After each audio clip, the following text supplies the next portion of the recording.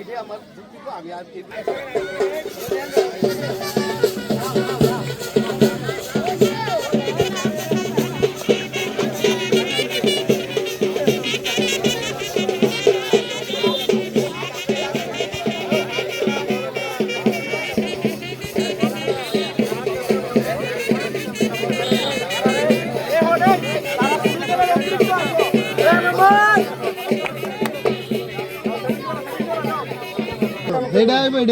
যেটা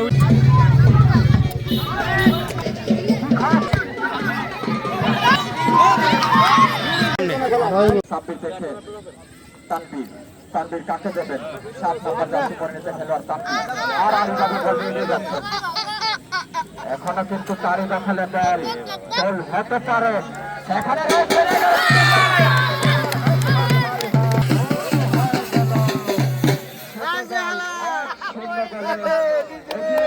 আমরা কিন্তু দেখতে পাচ্ছি সেই হাসানের গোলে 1-0 গোলে লিড পেয়েছে ছোট দল।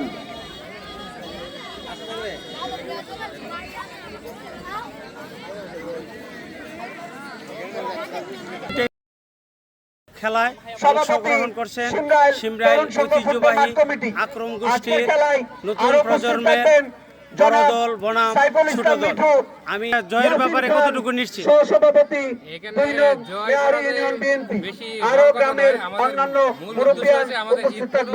আপনারা সকলে আমন্ত্রিত।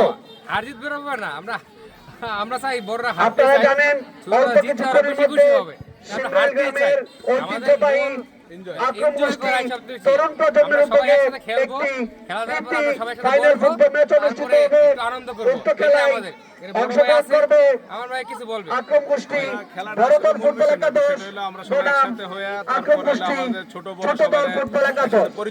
উক্ত খেলাটি অল্প কিছুক্ষণের মধ্যে আরম্ভ হবে। আজকের খেলার প্রধান অতিথি ধন্যবাদ কারণে থাকতে পারে নাই বড় দলকে আজকে সুন্দর মূল্যবান কথা বলার জন্য। মহিউদ্দিন রাখতে পারেননি, সেখানে রয়েছেন সাব্বির। এবার কিন্তু আড়াআড়ি ভাবে 12 নম্বর জার্সি পরিণত খেলোয়াড়, সেখান থেকে আবারও সাব্বির কাকে দেবেন? সম্ভবত অফসাইডের ফাঁদে পড়লেন একজন ফুটবলার বাহারুদ্দিন, সেখান থেকে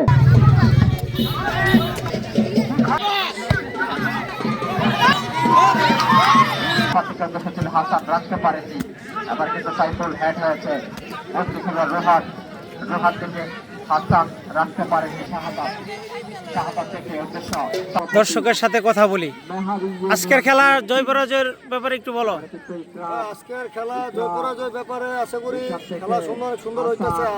আর বিশেষ করে খেলাটি দেখার জন্য আমি অনেক দূর থেকে আসছি। খেলাটা একটা ঐতিহ্য সিমরাইলের আক্রম গোষ্ঠী খেলা। খেলা এখন পর্যন্ত আপনার ফলাফল হচ্ছে কি যে ছোট দল কি 2-0 গোলে এগিয়ে আছে। আশা করি তারা শেষ পর্যন্ত সুন্দর একটা খেলা উপহার দিতে পারবে, আশা করছি। ধন্যবাদ। ওনাদের জন্য একটা করতালি হবে, তারা যেন আগামীতে জয়লাভ করতে পারে। এবারে আমি আমন্ত্রণ জানাই মেডেলগুলো রিসিভ করবে দলীয় ক্যাপ্টেন ইকরাম 2-3 জন নিয়ে স্টেজের সামনে আসার জন্য অনুরোধ করছি। করতালি হবে, একটা করতালি। প্রথমে মেডেলগুলো গ্রহণ করবে ইকরাম, তারপরে চ্যাম্পিয়ন ট্রফি। এবারে আমাদের অতিথিবৃন্দের অনুরোধ করছি চ্যাম্পিয়ন ট্রফিটি তুলে দেওয়ার জন্য। তাদের জন্য একটা করতালি হবে। আজকের man of the match goalkeeper Dulal. আমি দুলালকে ম্যান অফ দ্য ম্যাচ উৎসর্গ করলাম, যেহেতু ম্যান অফ দ্য ম্যাচ নেই।